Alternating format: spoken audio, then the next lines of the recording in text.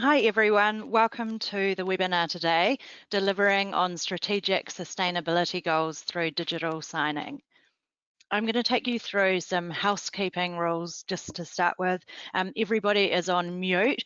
If you've got any questions as we go through, just fire them through on the questions section of the questions panel, and we will be sending a recording out to everyone afterwards.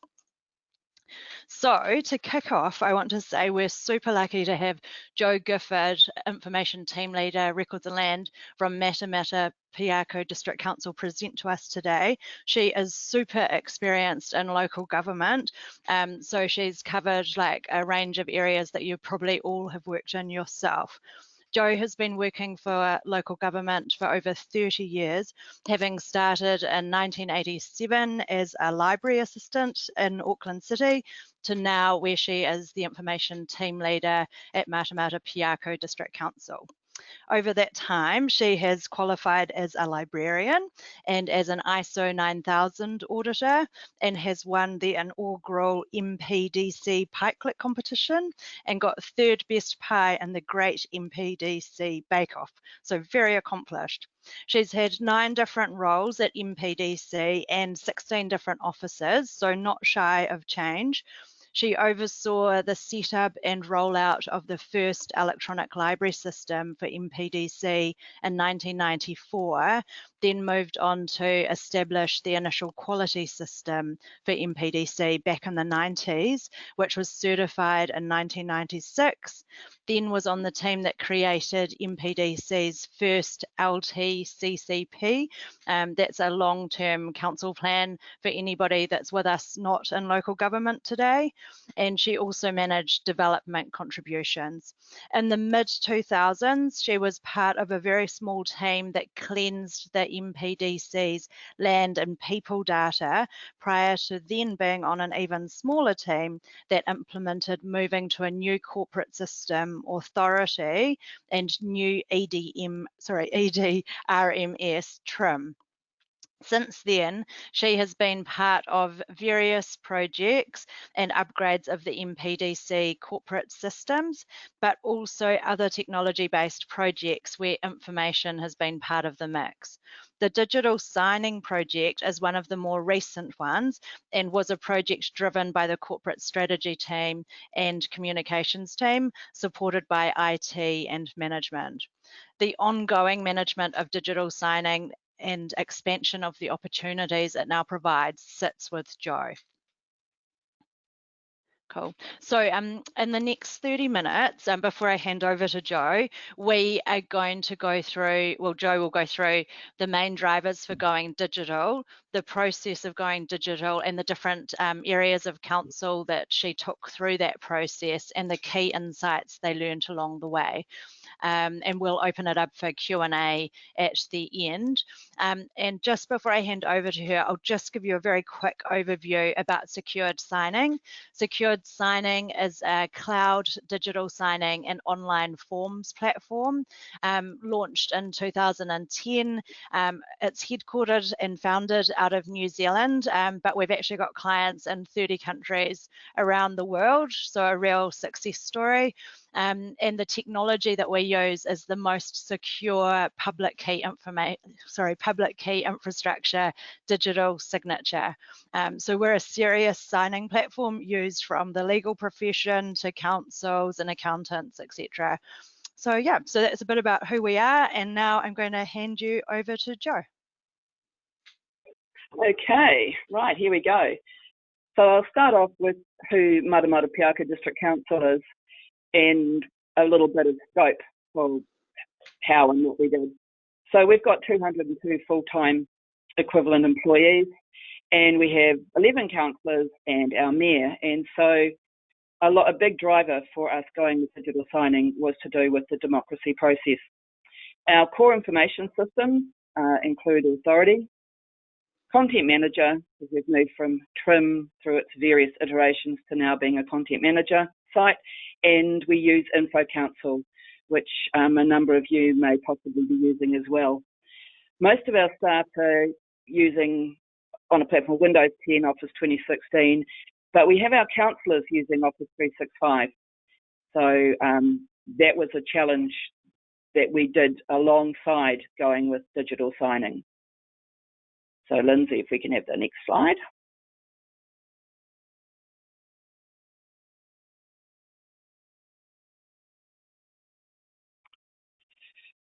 So our main drivers for going digital, there were a number of them.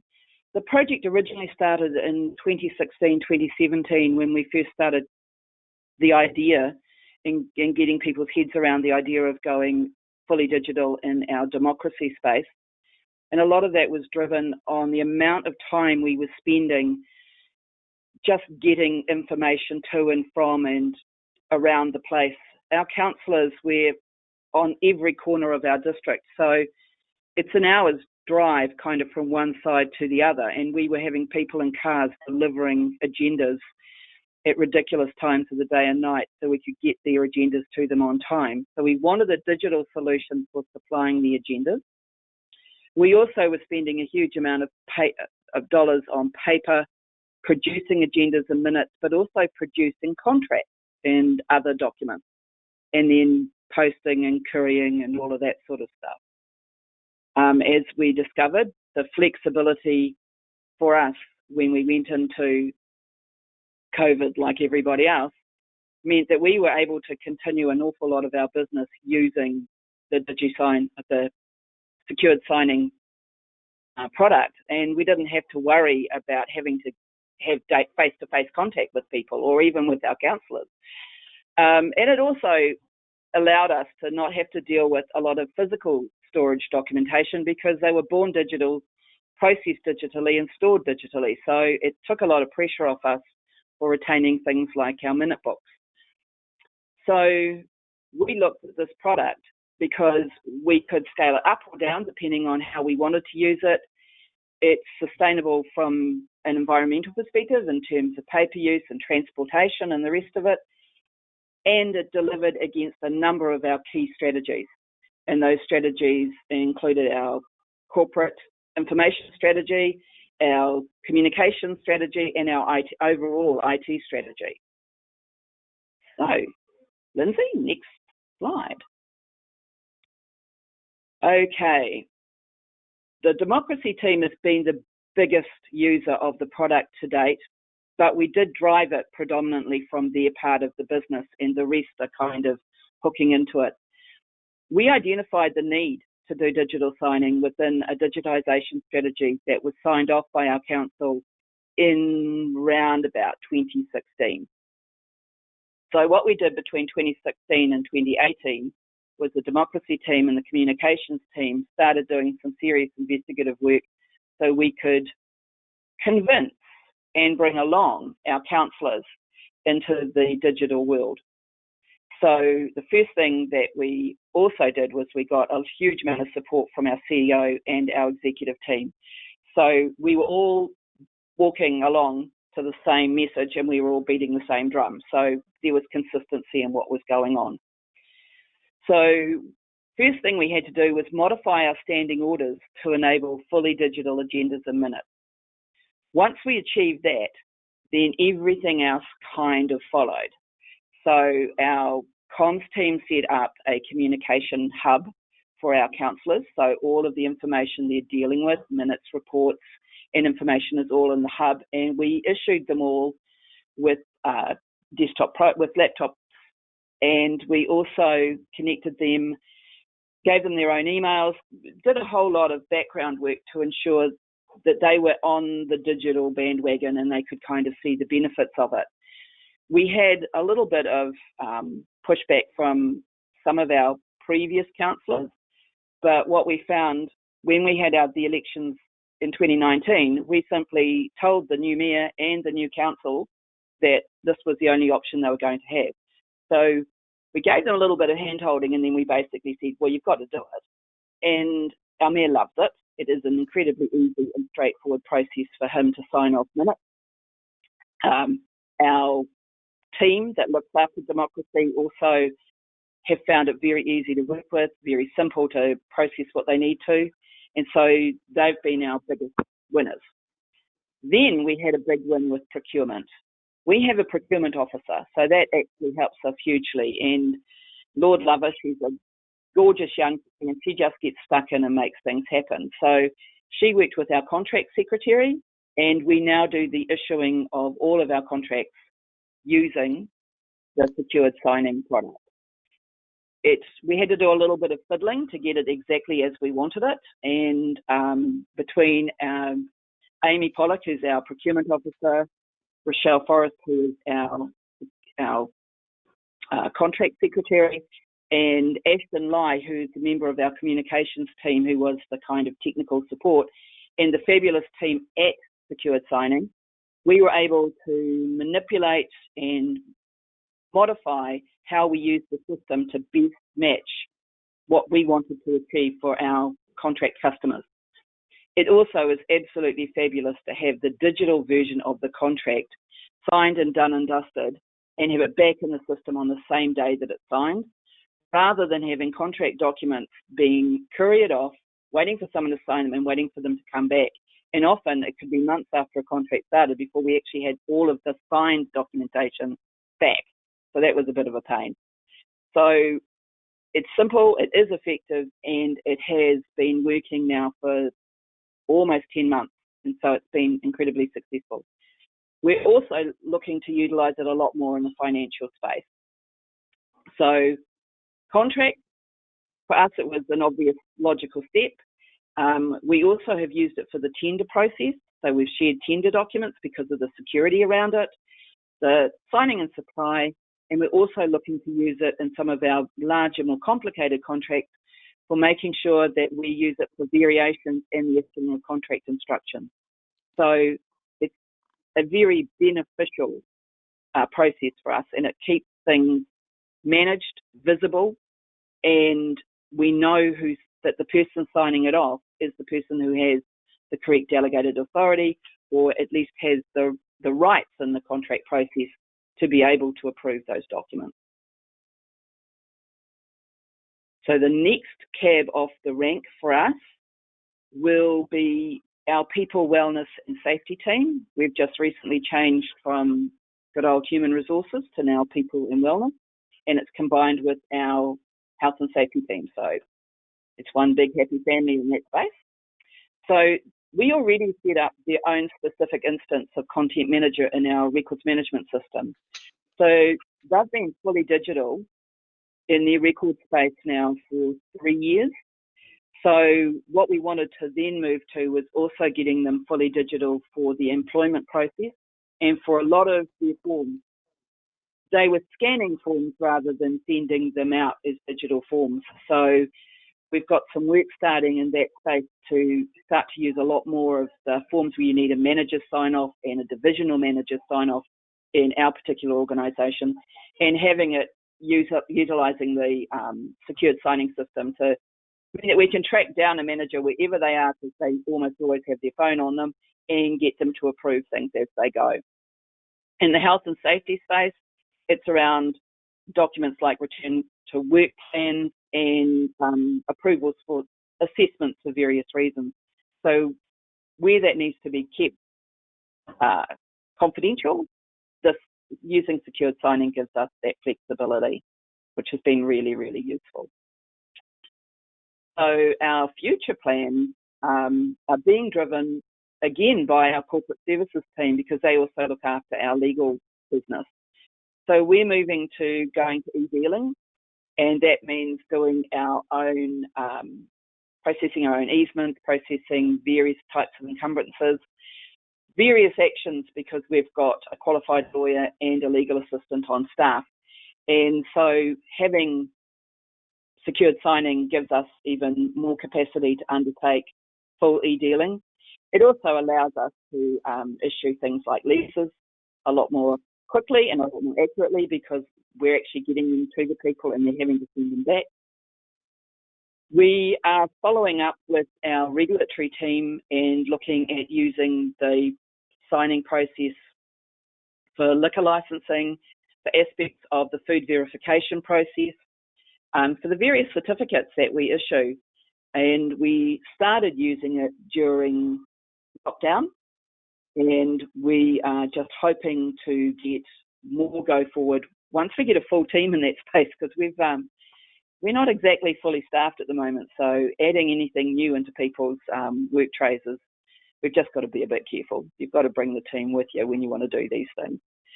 The building team have moved to Alpha 1, for those of you that deal with that wonderful system, back on 1st of July. So what we're trying to get them to, once they get Alpha 1 under their belt, is to then move to using secured signing for the issuing of their Code of Compliance certificate. So that's in train for the beginning of next year. So we're really hoping we get some go forward in that space. So our next screen.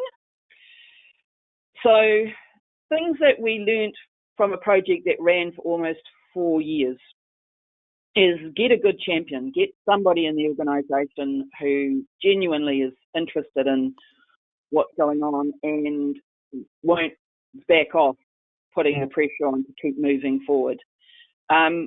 We blinded the unkeen with the maths. So Tim Donaldson, who's part of our communications team, did a huge amount of research into the true cost of what we were spending on photocopying, transportation, staff time, and essentially we figured the savings that we could make by going fully digital just in the democracy space was enough to cover the cost of getting the product secured signing and paying the fees that we needed to. It also covered off the cost of supplying all of our councillors and the mayor with devices, and it covered the setup of our hub and the IT support behind that, and all of the Office 365 licenses. So the maths sold it to even the saddest creature, really, because they couldn't argue with the fact that it was way more beneficial, because there's nothing that a small local council likes to do better than save money. So it worked there. We also involved as many teams as we could. So even though some teams weren't in the headspace to move forward with it, they are aware of the product, and as they get more confident and as they hear more about how well it's going in other areas, we're starting to get people wanting their teams to be the next cab off the rank. So that made a huge difference for us. And workshop your processes so that you can demonstrate where the product will fit. So the team where that produced the best outcomes was the procurement team.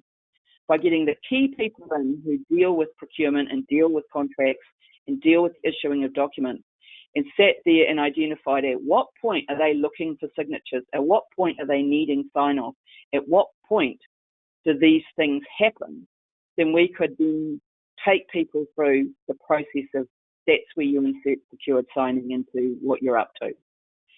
So that made a huge difference for us, being able to workshop the processes with the teams that were involved, and we'll be planning on doing more workshops. We would have been a lot further down the track if kind of COVID hadn't happened. So, and we're all in that boat. So now we've got sort of 3 months of catch up to do for what we were intending to do over March, April, May. We'll now be doing kind of November, December, and then into January as we can.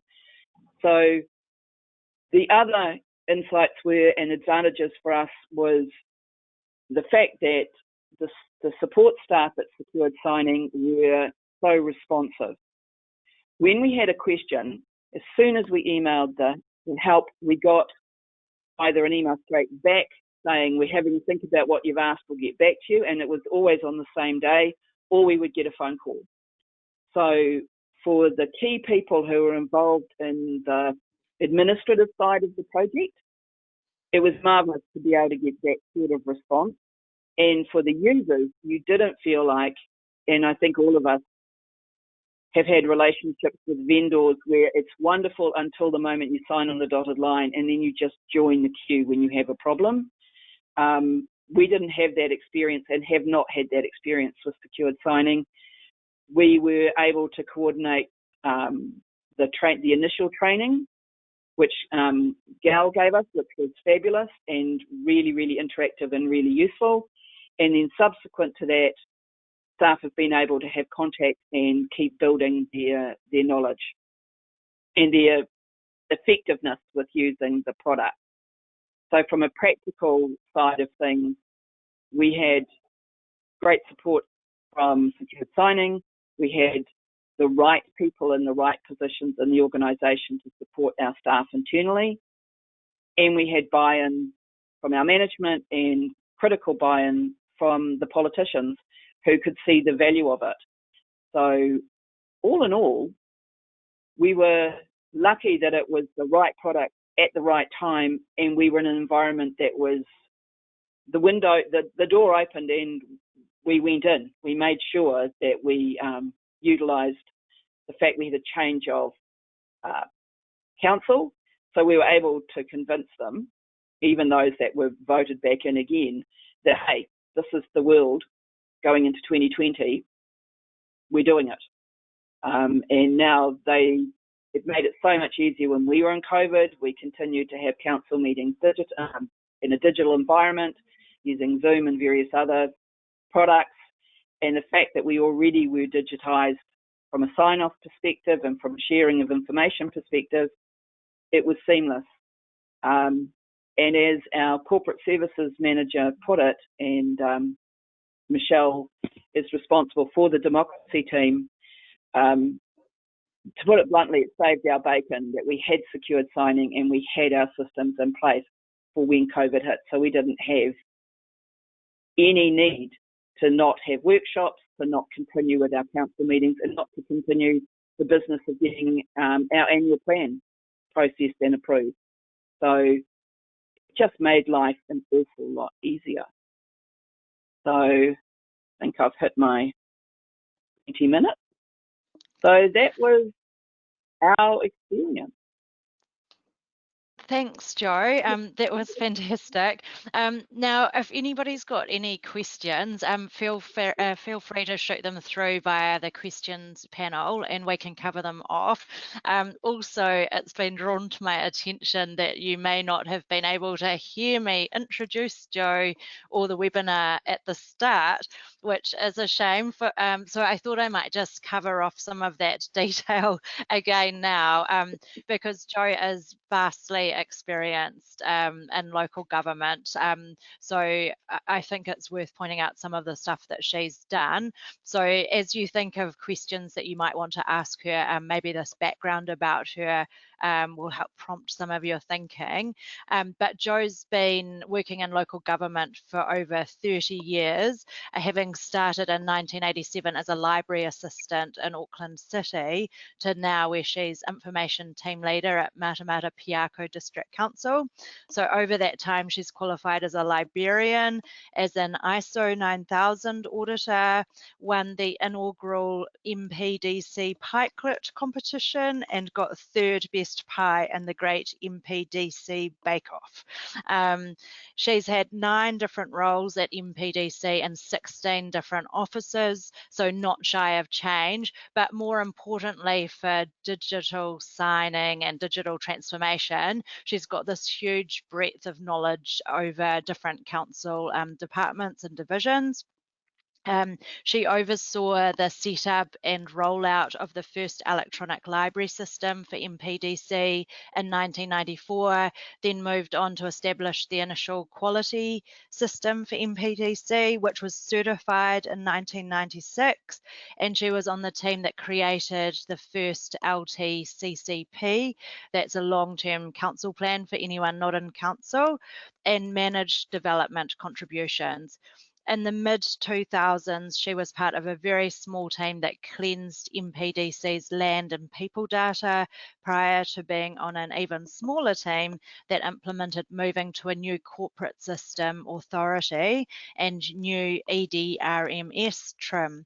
So since then, she's been part of various projects and upgrades of the MPDC corporate systems, but also on other technology-based projects where information has been part of the mix.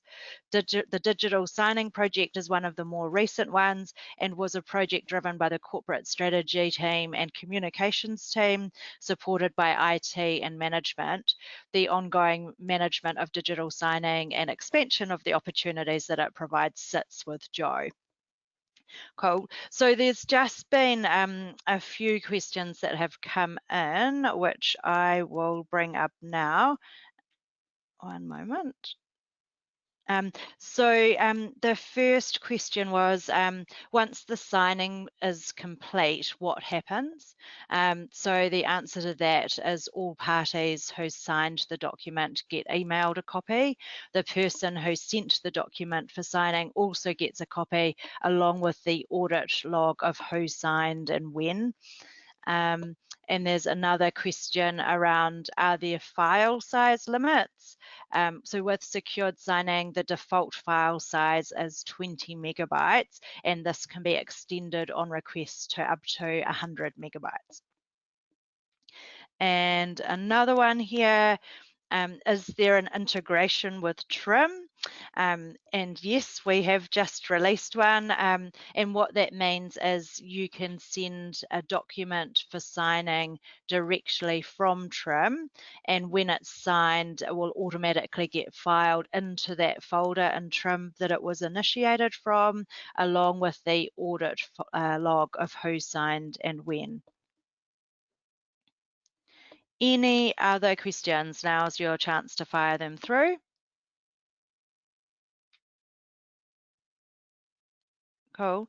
Well, Jo, I think the key points for me were like the maths, how much that worked for you when you look at things that people perhaps wouldn't think of, like the couriering out of council packs and all the carbon emissions that go with that. I feel like that's going to be a really topical area for councils going forward. Would you agree? Is that quite high on your priority list? Well, it's certainly something that we all consider.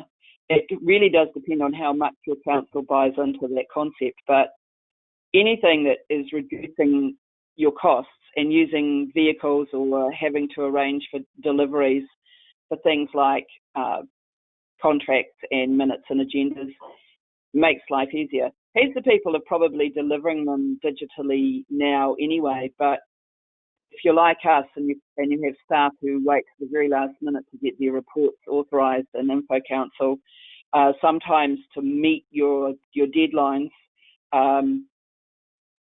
we've still had to do some manual deliveries to people who, some of our councillors are a wee bit off grid. So life was made a wee bit easier by being able to very quickly deliver the information using secured signing. It also it just depends on how your council is running it. For us, it made a big difference in terms of the photocopying costs. But bear in mind, if you're like us, we also had a deal with Canon who we use for our copying service, and discovered that we'd saved so much in terms of what we were producing that we actually owed Canon money, because we had an agreement that was for a minimum amount of pages being produced, and suddenly we were below that. And so we've renegotiated that since. But that was a hard case outcome, was that we ended up producing way less documents and therefore not meeting the amount of documents we were paying for with our Canon contract, and we actually owed them money. So that was an interesting outcome. Wow, that's amazing. Cool. And now I've got a question in here. Sorry, it's quite hard to read. Have you integrated with Authority, and how is that?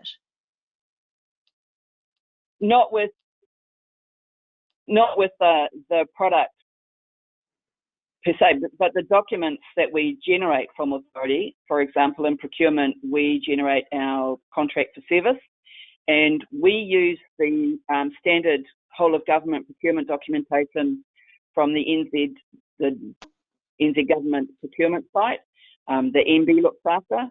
So we've got those templated in Authority, and when those documents are generated, we then send those documents off to get signed by secure signing.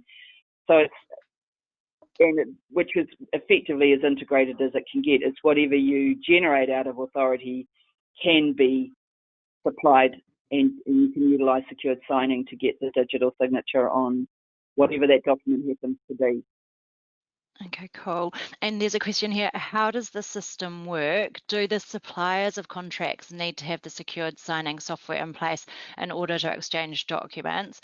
I'll give a short answer, and maybe Jo, if you add on to it. So basically, like the signers of the documents don't need to have any instance of secured signing. They just get emailed the file, and then they can sign like using their finger on their phone or upload a signature. So all they need from their end is a web browser to access it. The system just requires the sender of the document to have a license, but you can send to unlimited people with multiple signers outside the organisation to sign, and you'll get sent back the signed copy, and the people signing will get a copy of it as well. Is there anything you would add from your perspective with your experience with suppliers, Jo?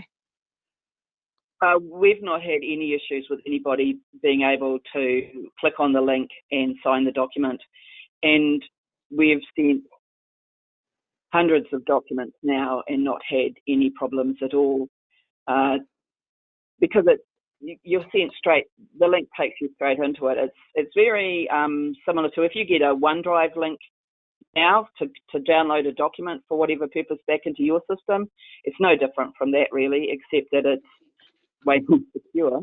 But no, in terms of the signing, the person signing doesn't need to have the product. They just need to have some device, be it a tablet, a laptop, a PC, or a phone that has access to the web, and off they go. Excellent, cool. And another question here, what happens if someone edits the document after it's been signed? So that will invalidate the document.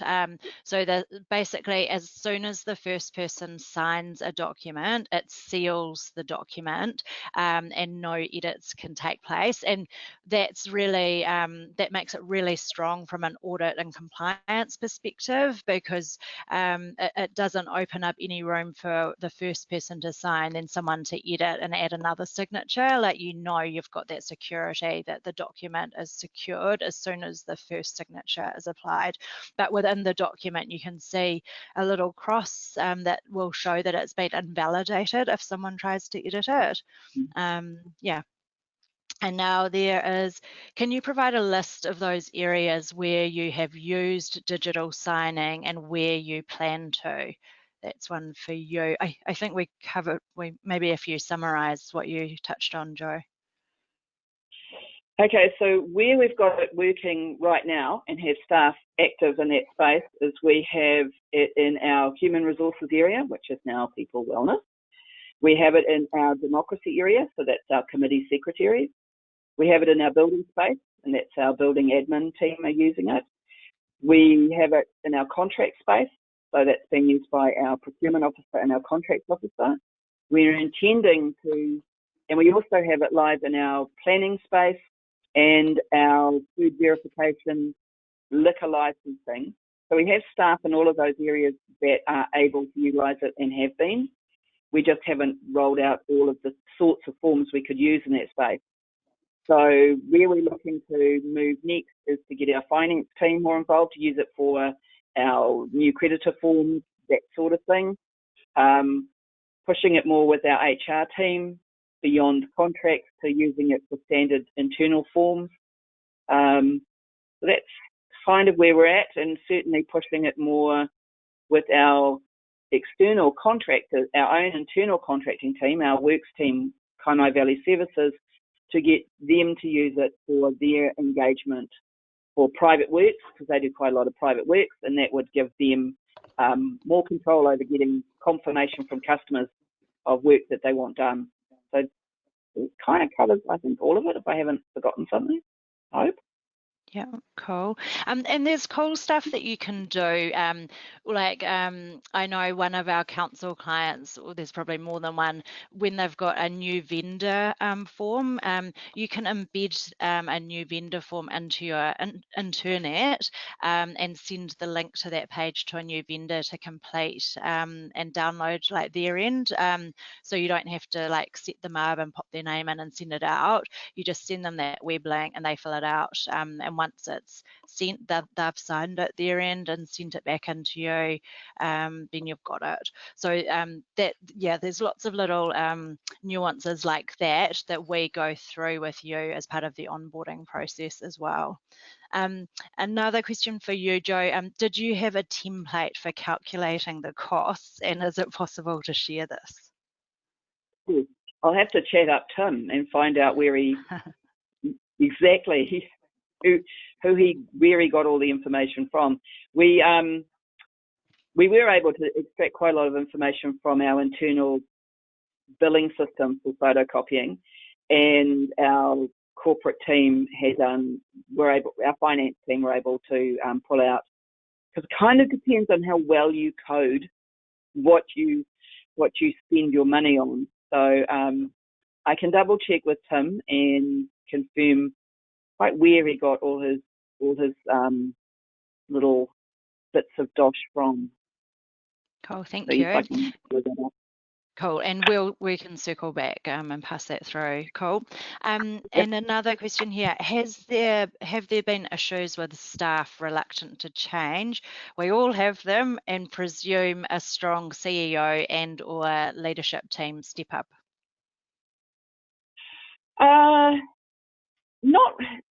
Not really. To be honest, most of the reluctance has been it's been more about lack of resourcing, because when we've wanted to push on a few things, we've actually had some of our teams have had quite, like our planning team, we were down to one planner. So we were not going to hassle the one planner we had to get them to get on board with it straight away, because they had enough on their plate. So there's always some reluctance, some people kind of putting off using it. But on the whole, once they start using it, it's not so difficult. It's that initial prompt, and having a CEO that is behind it and just kind of giving the hint has helped. But if people really don't want to do something, we all know that they can be a problem. But because we had people keen on getting started with it, we were able to get a lot of go forward pretty quickly, and they don't get, anyone who doesn't want to do it isn't getting a lot of support from the people who are already using it, because they just go, well, what's your problem? So peer pressure's been great. And I would add, from my experience, because I've dealt with like hundreds of organisations and loads of councils, like even from the start of the process, when you're considering a new software solution like digital signing, I think it's really key to get different areas of the business in early to facilitate discussion, and that helps like raise their issues early and allow more of that buy-in process. So if you just ran it, say, as an IT project without like letting staff from the different areas, even the ones that Jo has mentioned in this webinar, like HR, contracts, procurement, democratization, like it makes sense if they're going to be the ones like with high document volumes to get them in on those initial discussions. They can raise red flags early, and I think that sets you up for success at the point you do want to bring it into your organization. And the other thing, once you do make the decision you want to go ahead with a software product like this, we provide onboarding support. So we break it down into sort of 3 key sections. There's your key administrator training, then there's your super users or champions, and then your regular users that are just going to be maybe sending some documents for signing or even just signing. So we cover that off as a sort of a slightly slightly structured package for you, because you're going to even have decisions to make, like do you want to enforce all of your staff to upload a physical copy of their signature versus using, there's a font option that just draws your signature in a certain font, but if you want it to look like the real signature, do you want to make it policy and make everyone use that? So we cover those kind of decisions that you need to think about off with you as part of the onboarding process. Cool. So that looks like the end of the questions. And I guess the other thing at the start while I was on mute, you didn't get to hear me talk about secured signing for my one slide. So I just thought I'd quickly just tell you what secured signing is now. So we're a New Zealand founded and headquartered digital signing company. We've been going since 2010. We've got the most secure signing technology in the market, which is called public key infrastructure technology. You can Google it. It's what banks use and what blockchain is built on. Yeah, and that's what seals the document as soon as the first signature is applied, so that you can't edit it afterwards. We've got clients in 30 countries around the world, but headquartered out of Auckland in New Zealand. So as Jo sort of alluded to, we pride ourselves on the level of customer support you get as a result. You can pick up the phone and talk to a real person and get responsive answers to emails versus going into those long sort of queues. And we've got, we've got councils in the UK, the USA, Australia, and New Zealand using secured signing. Our most recent kind of government client was Department of Corrections, and we've got the likes of Auckland District Law Society and loads of other corporates as well. If anyone would like to see a demonstration for your council, feel free to reach out. We'll have a survey at the end of this webinar. Just drop a note in there if you would like to see a demonstration. Yeah, happy to set one up for your council or organisation, and that's easy to do. Cool. So without further ado, thank you very much, Jo. Yeah, you've got a wealth of knowledge and really good insights and lots of questions that show that people want to pull on that. So thank you. All right, we're going to wrap up. Thank you. Goodbye, everyone. Thanks. See you later.